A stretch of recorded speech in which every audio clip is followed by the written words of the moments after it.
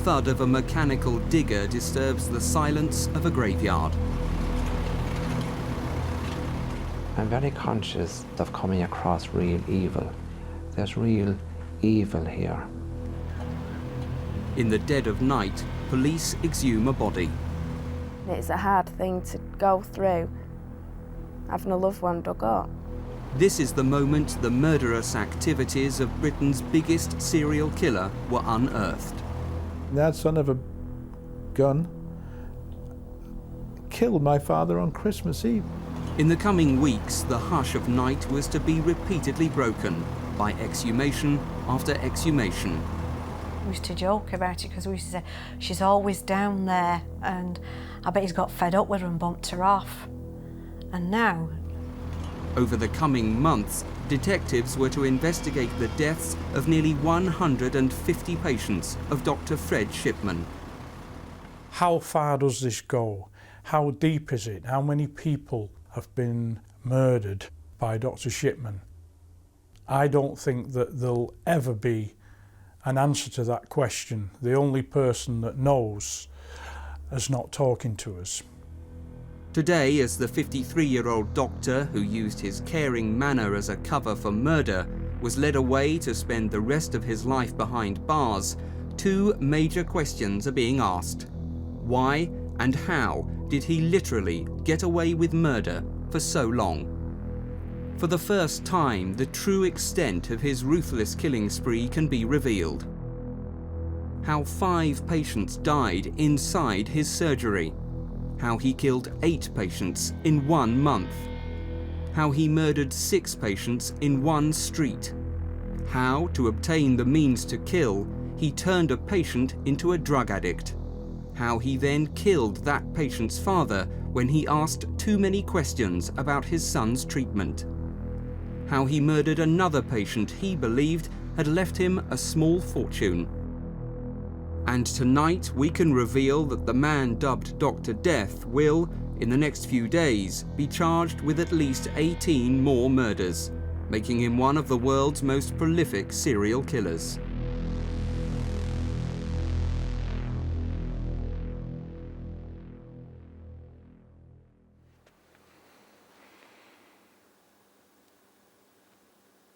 A senior detective lights candles to the memory of 15 murder victims of Dr. Harold Frederick Shipman. Stan Edgerton was a detective for 30 years, but nothing during his long service could prepare him for the enormity of his final case. He still finds it difficult to come to terms with. The exhumations created numerous emotions, and the one that sticks in my mind more than any is intrusion. Not only were we intruding into death, we were intruding into the grief of the families. Only months away from retirement, Inspector Edgerton was asked to investigate what appeared to be a routine case, never envisaging that it would lead to him exhuming 12 bodies and arresting and charging a mass murderer. This was a case of forgery and attempting to obtain monies by deception. Never at the beginning of the investigation did I ever envisage that I'd be dealing with not only one murder investigation, but a number of murder investigations. Inspector Edgerton had been asked to look into the will of Kathleen Grundy, who died suddenly on June the 24th, 1998, at her home in Joel Lane, Hyde, on the outskirts of Manchester. Mrs. Grundy, a former mayoress of Hyde, was well known about the town as a sprightly 81-year-old, involved in a host of social activities. She was highly respected in the area. She spent all her spare time working on behalf of other people. She ran a luncheon club 2 or 3 days a week. She worked to help the aged. She did the banking for them. She was a remarkable woman. 2 days before she died, a local firm of solicitors received a crudely typed will purporting to be from Mrs. Grundy, who they had never dealt with before. On a standard post office form, Mrs. Grundy's whole £300,000 estate was bequeathed to her doctor, Fred Shipman. 8 days later, Hamiltons received a letter informing them of Mrs. Grundy's death. They contacted her daughter, Angela Woodruff, in Leamington Spa. She realised that there must be something wrong because she is a solicitor in her own right and had in fact got a mother's will in her possession that had been made some 10 years prior to her death. Confused and alarmed, Mrs. Woodruff turned private detective and, armed with a copy of the Shipman will, she travelled to Hyde to track down the two people who had allegedly witnessed it.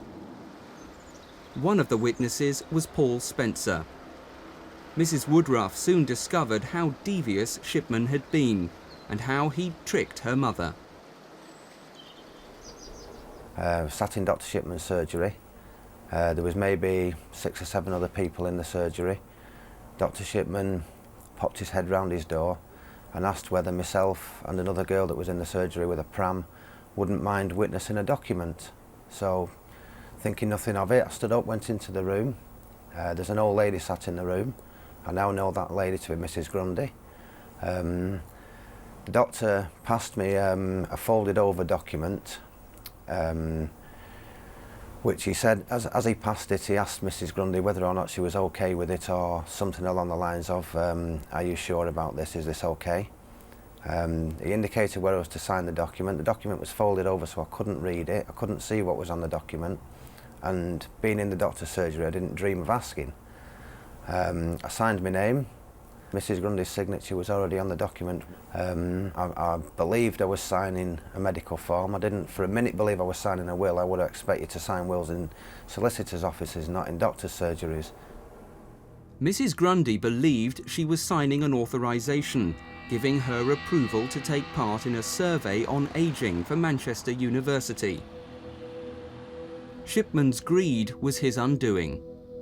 Mrs. Woodruff went to the police in her hometown of Leamington Spa, who referred her complaint to the Greater Manchester Force. The file dropped on Inspector Edgerton's desk.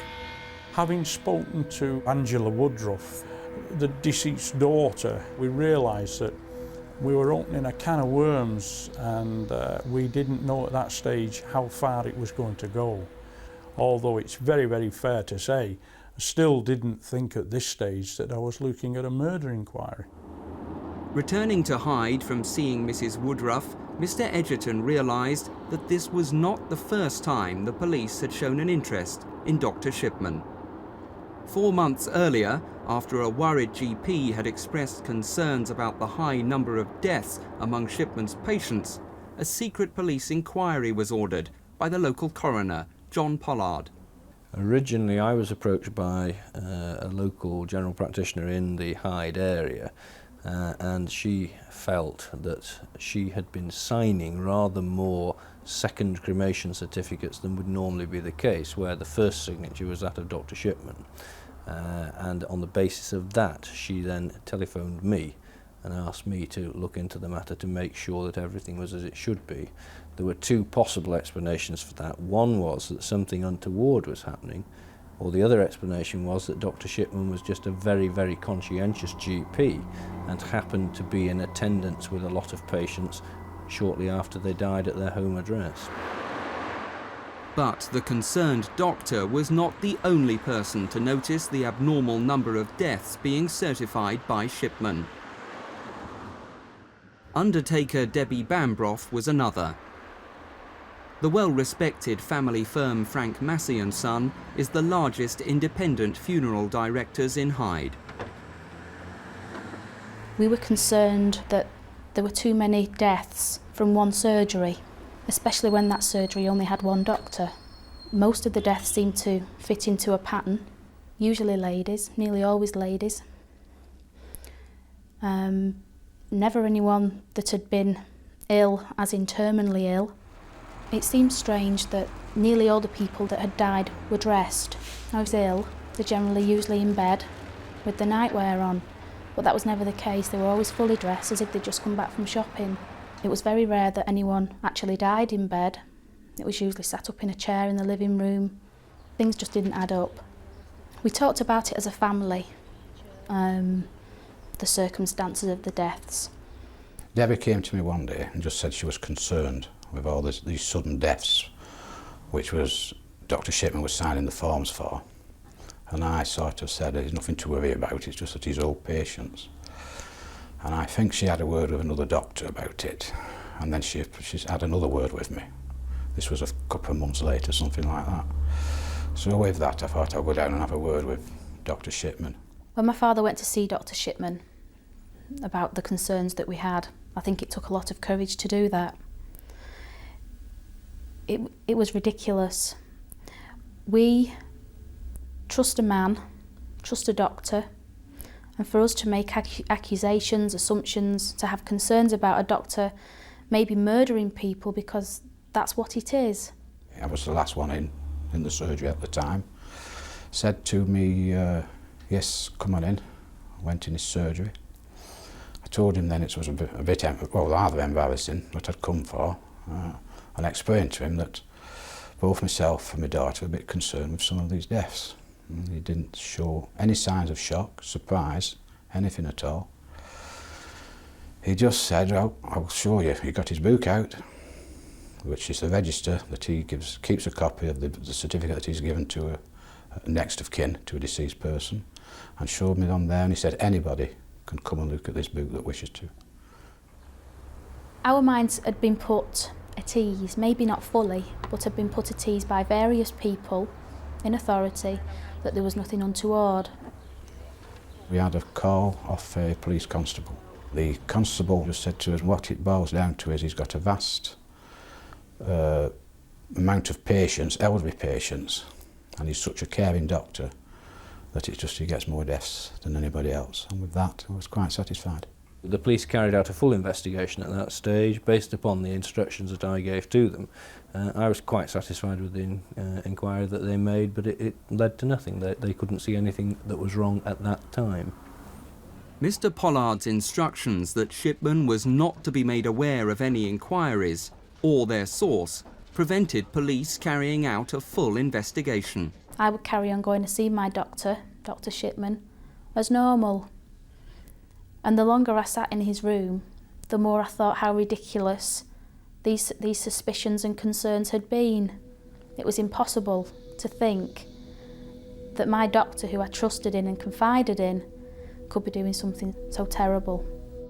Aware from Debbie's father's visit that his murderous activities had aroused suspicions, did Shipman panic and hurriedly decide to forge Mrs. Grundy's will to provide him with the funds to flee?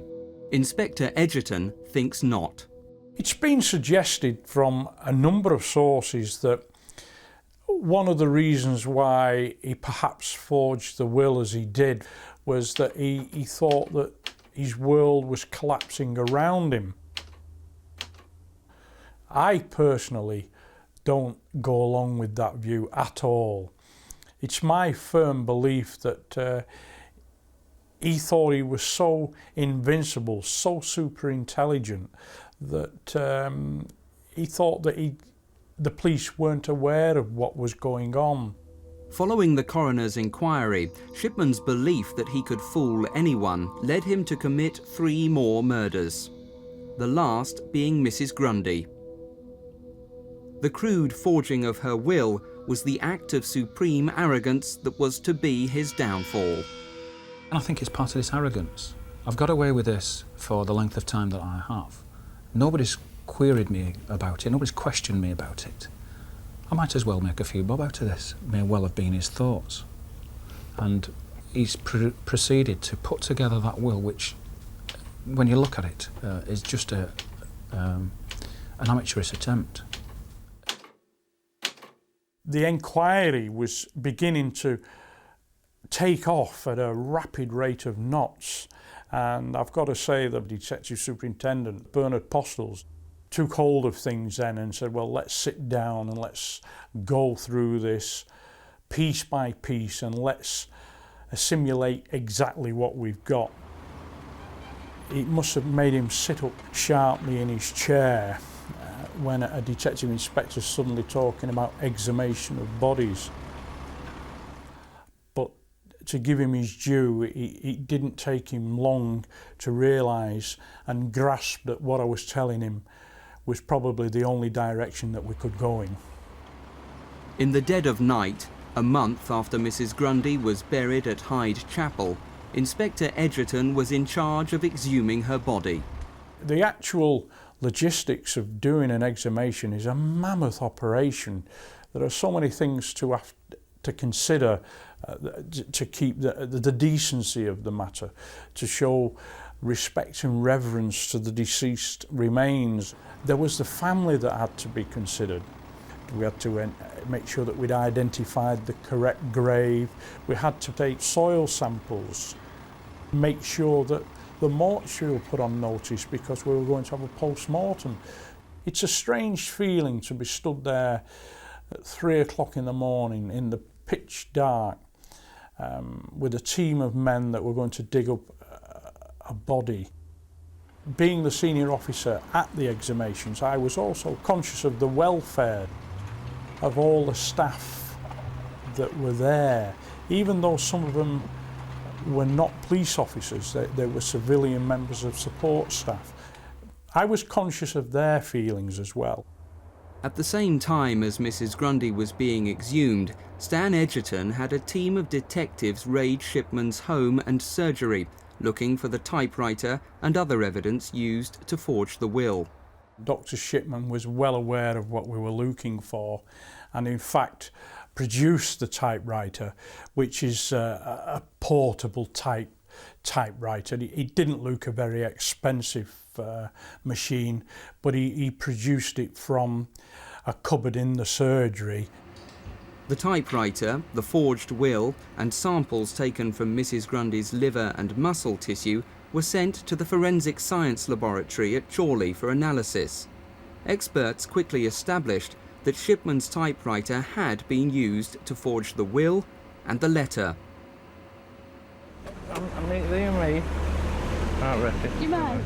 But while Inspector Edgerton waited for Mrs. Grundy's post-mortem results, he was approached by a local taxi driver who'd built up his own dossier of suspicions against Shipman, going back many years.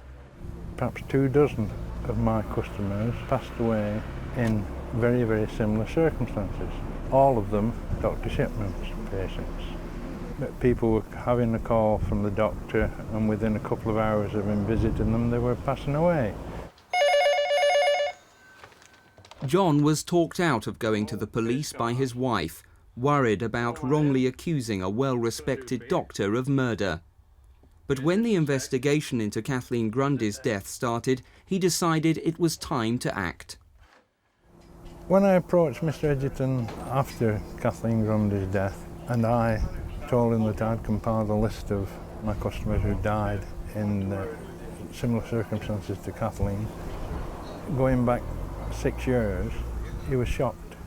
When I questioned him and I looked into it, it was plainly evident to me that we were going to have to examine the deaths of a number of other people.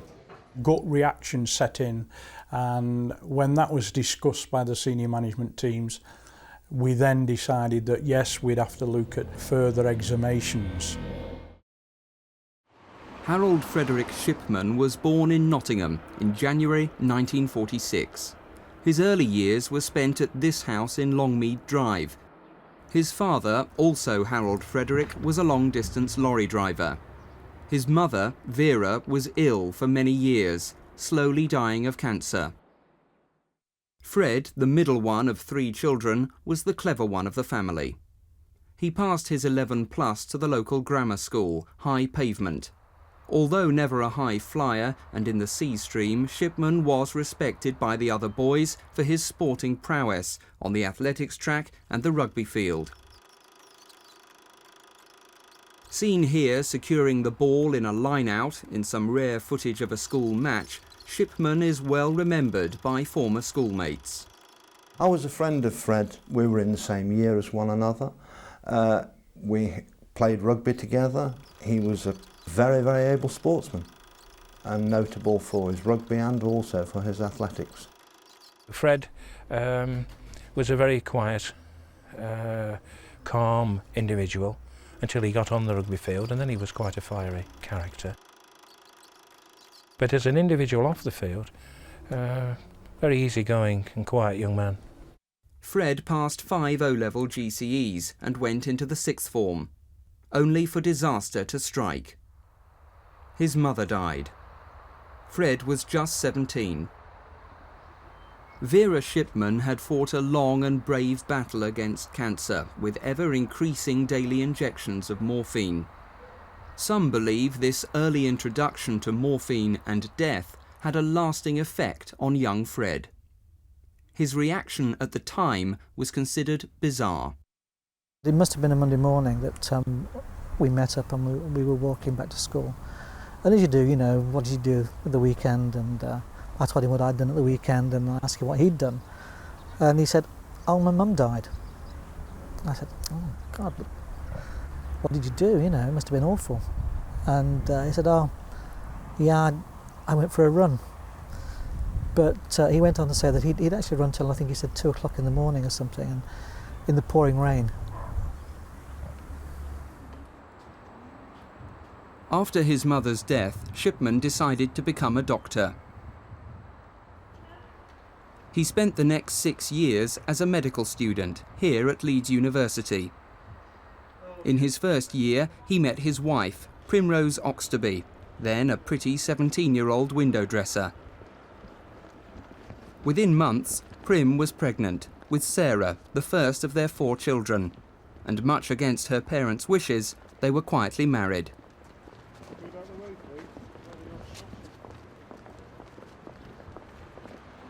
After a couple of years training as a houseman, Shipman joined a group GP practice in the Yorkshire mill town of Todmorden in the mid-1970s. He's remembered fondly for his enthusiasm. It started with a keen young man coming with the latest ideas and techniques with a great deal of enthusiasm and very much hands-on, putting it into practice and encouraging us all to do the same thing. And I think we all benefited from his sojourn with us. Despite his popularity, Fred had problems. He started having mysterious blackouts. Dr. Grieve, Shipman's senior partner at the time, remembers being called to Fred's home after he collapsed in the bath. He had 1 or 2 blackouts and was finally diagnosed by a consultant as having epilepsy and being unable to drive a car. So his wife volunteered to fill in this so that he could continue to work, which he did very efficiently. But Fred Shipman hadn't told his colleagues the truth. He was a drug addict with a huge dependency on pethidine, a painkiller used in childbirth. I mean, there wasn't any great disaster or anything. It was just he could no longer. He was a sick doctor. There he had to go. In February 1976, Harold Frederick Shipman stood in the dock at Halifax Magistrates Court and admitted 8 charges of obtaining drugs by deception and asked for 74 other offences to be taken into account. He was fined a total of £600. The court heard he obtained the highly addictive drug by over-prescribing for patients at a local nursing home and by forging prescriptions. Shipman agreed to undergo treatment at the renowned Retreat Hospital in York. Although the General Medical Council was notified, Shipman was not struck off. In 1979, free of his addiction, he applied to join a group practice in Hyde, a small Cheshire market town with a population of 60,000. At his interview, the 6 partners were impressed by Shipman, particularly his honesty that he had been addicted to pethidine. They decided to give him a second chance. Fred Shipman threw himself into local community life, both as a hard-working doctor and as a member of local organisations, like the St John Ambulance Brigade, the Scouts, and as a local school governor. He soon became so popular that he had a long waiting list of people wanting to join his panel. But in 1991, Shipman delivered a bombshell to his partners. After almost 12 years, he was leaving to go it alone in a single-handed practice, and glibly announced he was taking his 3,000 patients with him. The parting was acrimonious, but Shipman didn't care. He'd carefully planned the move for months, and within weeks opened just a few yards away in a converted shop in Market Street. Now, unsupervised, he could enjoy his secret self-indulgence: murder. And as a single-handed general practitioner, he would show them, he would show how good he was and how he could help people, and he would do things his own way, and without the breaks of working in a partnership, the constraints that daily testing yourself against colleagues has on one, perhaps that was one of the factors that led to him going off the rails. How seriously Shipman had gone off the rails only became clear when the toxicology results came back from the forensic science laboratory. I'm still amazed that the results that we got back from the forensic examination were as they were. I didn't expect that for 1 minute. The death certificate issued by Shipman recorded Kathleen Grundy had died of old age. The truth was, she'd been killed by a massive dose of morphine. Such an amount that the forensic scientist had no doubt that death would have occurred in quite a short time. She had been to visit him on the previous day to her death at around about 4 o'clock, and he made an appointment with her to go and take a blood sample the following morning. He's made an appointment to kill her. When questioned, Shipman's incredible claim was that Mrs. Grundy, at 81, was a heroin addict. What had started as a simple fraud investigation was now a full-scale murder inquiry. Information flooded in from anxious callers to special helplines, and detectives began to notice a pattern to the deaths. Bye-bye. The number of people that died at home, single women living on their own, dying within an hour or so of seeing Dr. Shipman, dying sat in a chair, dressed in the day clothes. So many of them going to the surgery and dying in the surgery. It just stretched logic to something that you could not believe, and right away we knew that we were probably dealing with one of the biggest murder investigations that one could imagine. But it was Shipman's fascination with computers that was to provide another major breakthrough for the inquiry team and help convict him.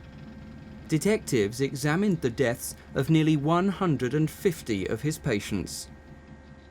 Checks of some of the computerised records of some of the deceased patients revealed that visits that they'd made to the surgery had been obliterated. Things that had been written in about the patient's health had been taken out, and we can only surmise that that was done because it didn't correspond with what was on the death certificate.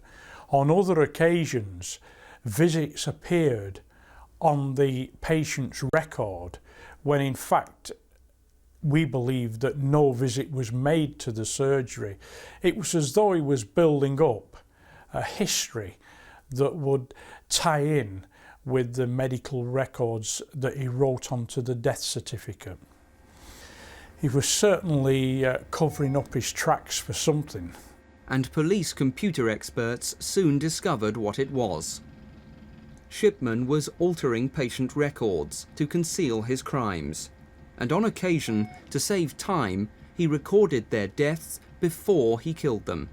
The number of deaths towards the end were increasing at such a rapid rate that I sometimes wonder whether he'd have time to prepare a lot of what he was doing, and this was why he was changing the medical records round about the time the person died, shortly afterwards. And in fact, in one case he was altering the records before a body was even found. What we decided to do was to go back over a period of 12 months and ascertain how many people had died and how many death certificates that Dr. Shipman had written. In a 12-month period, there were some 36 deaths. One of the things that jumped out at us was that never had there been a post-mortem. We also realised that the number of deaths that he had in a 12-month period was 2.5 times more than the average. An incident room had been set up at Ashton-under-Lyne police station, manned by 56 hand-picked detectives. Special flowcharts were designed, showing when, where, how and under what circumstances patients had died in the previous 5 years. Our investigations established that on many, many occasions Dr. Shipman had seen them on the day that they died.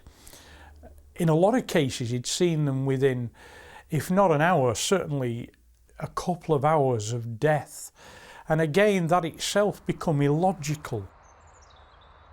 Alice Kitchen was one of those illogical cases, where Shipman had visited shortly before she died. But there was something unusual which bothered her family.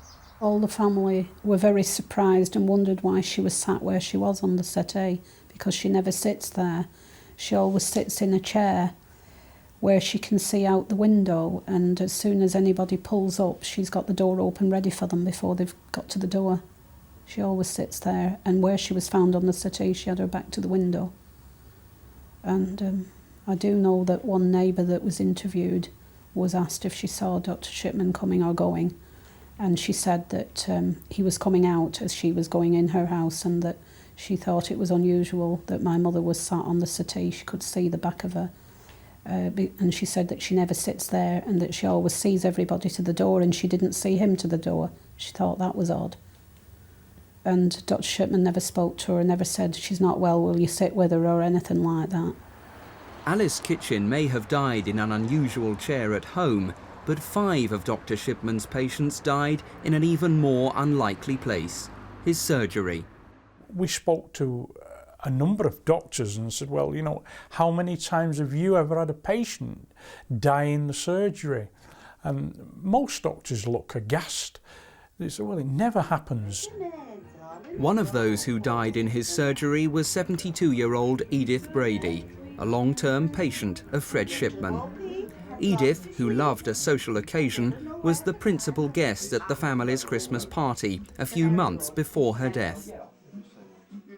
He told me that she'd gone in the back room to lay down, and he just went in and found her dead, and that he worked on her and nothing could be done. So we spent some time when I gave her a kiss, and I noticed how tidy she was, and they said it was her heart, and we just accepted that that's what it was. And I was just glad that she didn't have to have a post-mortem, because I didn't want to be messed about. I just said, well, I'm glad she was here, and he said, well, she's not the first one to die. He had another lady that died in here who said that at the time, and I was glad, because that's the place she liked to be. She liked Dr. Shipman. We used to joke about it, because we used to say, she's always down there, and I bet he's got fed up with her and bumped her off. And now when I think about it, it's unbelievable. Detectives were also noticing other disturbing facts. That Shipman had been present when 6 of his patients died in one street in an 18-month period. And that in 1 month, 8 women patients died mysteriously. We saw that on one occasion, in a particular month, there were 8 people died, which is on average of 2 a week. And whenever we spoke to other people in the medical profession, they stood back in amazement. For a second time, Hyde was overshadowed by mass murder. In the mid-1960s, it was home to Myra Hindley and Ian Brady, the Moors murderers. Now it was home to Fred Shipman, and as the new investigation grew, once again the population faced the horror of killing. Attending the exhumations of his parishioners, Father Dennis Marr found himself a central figure. The community were in shock, would be a good way of describing it, in shock. They just couldn't believe this was happening, and they didn't want to believe it. It's all a bad dream. On top of this feeling of shock and disbelief and the shattering of trust, people also had a sense of guilt. They had suspicions, but didn't voice them or speak of them for a number of reasons, because at the time they didn't want to upset other members of the family. But a more common factor, who would have believed me anyhow if I said this to anybody? Father Dennis vividly remembers Shipman's dismissive manner towards the grieving family of Winnie Mellor, only hours after he'd murdered her. Her daughters were in deep shock. I was very shocked myself and very saddened, because I was quite fond of Win. She was a lovely person. And the doctor came in a very brusque manner and said something along the lines of, "You were aware your mother had a heart condition." I could see the look of surprise in the daughters' faces. He followed this up by saying she wouldn't accept treatment and she wouldn't go to the hospital. The daughters now were kind of looking in amazement at him. He immediately followed this up by saying, "Do you have an undertaker?" And at this stage I intervened and said, "Well, the woman has just died, and I think we'll just leave that at the moment." He then followed on saying, "And by the way, there's no problem with issuing a death certificate. I can do that. You just pop down to the surgery." And that was it. He was gone. Knowing what I know now, I can certainly say he was making sure that nothing would go wrong and that there would be no element of blame in any way attached to him or any suspicion whatsoever. When detectives searched Shipman's home, they found a large number of rings and other jewellery stuffed into a bag in the garage. This habit of petty theft from his victims provoked feuds within their families. Various members of the family being questioned as to who got there first and who found Mum first and so on, and this leading to kind of suspicions all around the place. I do know also from one family that one of the women on the day of her death had been to collect her pension, which would have been in the region of I suppose 70-80 pounds. She certainly didn't spend all that afternoon, but no money being found in her purse after she died. It may never be known how often Shipman emptied the purses of his victims for paltry sums, but from one of them he expected to inherit £60,000. Bianca Pomfret was the youngest of Shipman's victims, only 49 when he killed her. Divorced and suffering from manic depression, Mrs. Pomfret had come to depend on Dr. Shipman. In a nutshell, she thought the world of him, to the extent that several years ago we were contemplating moving houses. And one of the reasons why we didn't move is she stressed that she would have preferred to have stayed in Tameside and under Dr. Shipman. Now I think if somebody puts the relationship that they've got with the doctor above moving on to a new form of life, it's got to be quite a close link. So much so that she informed me several months before her death that she was actually leaving all the monies and properties to him in a will. She also stated that she'd told Dr. Shipman this. Fortunately, I convinced her that the proper thing to do would be to leave her monies and properties to the grandchildren. I can't speculate as to why Shipman murdered Bianca, whether or not it was because of the fact that he thought he was going to benefit financially, or maybe even if she had informed him, he realised he'd been cut out of her will. I don't know. Bianca Pomfret was the 4th victim to be exhumed. In the following month, police opened 8 more graves and removed the bodies for examination. Each body contained varying high levels of morphine. But even without a body, police were able to charge Shipman with the murders of 6 patients who'd been cremated. So incriminating was the computer and other circumstantial evidence. The evidence that we were being presented with in relation to those bodies where they had been cremated was so overwhelming as far as we were concerned that we could not just put it to one side. By now it was becoming obvious to police that Shipman arrogantly believed he'd created the perfect murder and had got away with it for years. He believed that he was able to face this thing out, that people didn't have a superior enough intellect to break down and establish the facts of what had gone on here. When he was arrested, detectives like Stan Edgerton saw that arrogance at first hand. During the course of questioning, his arrogance was to the fore all the time. Whenever I spoke to him, it was plainly obvious that he thought I was beneath him, and that he gave a distinct impression that it should be at least a superintendent that was talking to him and dealing with him. And he made that plainly obvious that I wasn't his intellectual equal. I think that he came in to be interviewed on the first occasion on the 7th of September, and having walked in through the door, he expected to be walking out around about 5 o'clock in the evening. And I think he was surprised when he was charged with murder. You could see his demeanour change, his voice changed. The arrogance was the first thing to go, and then to a certain extent he tried then to control the interview by changing the subject or trying to indicate to the interviewing officers that they didn't understand. And as we went further into the interviews and we put the forensic evidence towards him, the morphine in the body, he could not in any way explain that.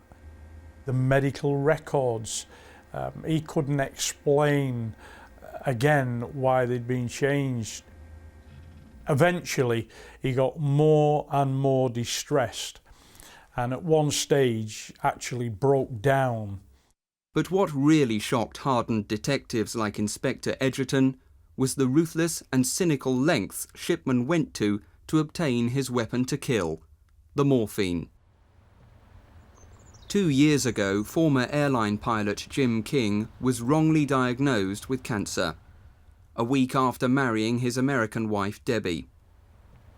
After undergoing 3 months of painful chemotherapy, Shipman was told he'd never had cancer. But Shipman failed to pass on the good news. Instead, Shipman continued to prescribe Jim massive amounts of morphine in order to maintain a regular supply of his murder weapon. He was told on 3 separate occasions by consultants from different hospitals that I had not had cancer. I had never had cancer, but he still proceeded to do this. I know now why he did this, because the more patients that you have are terminally ill, the more morphine that you can have in your stock. If you're in general medical practice and you are caring for terminal patients at home, sooner or later you can guarantee that you will acquire heroin which has been unused and which you basically do not have to account for. Jim's father, a Shipman patient, was so concerned about his son's health that he started asking questions. Too many for Shipman's liking, and the doctor killed him. My father had been down to the surgery a few times, to ask Dr. Shipman what was going on with my case, because he could see me deteriorating rapidly with the amount of morphine I was using. I mean, that son of a gun killed my father on Christmas Eve, of all the days to do this. And I believe he did that because he needed to stop this man complaining at that time. Because the last thing he needed was to have complaints, knowing that what we know now, the last thing he needed is for somebody to come forward and say, what the hell's going on here? And then all this lot would have come out. And you know, it's a shame it hadn't come out, because after he killed my father, he proceeded to kill 4 or 5 other people.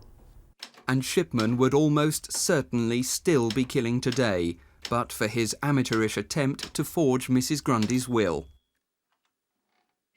But the big question still remains. Why did a doctor dedicated to saving life murder his patients? Those close to the case have their own theories. He might get a kick out of being in control, and the ultimate power is the power over life and death. I can't think of anything else that could explain it.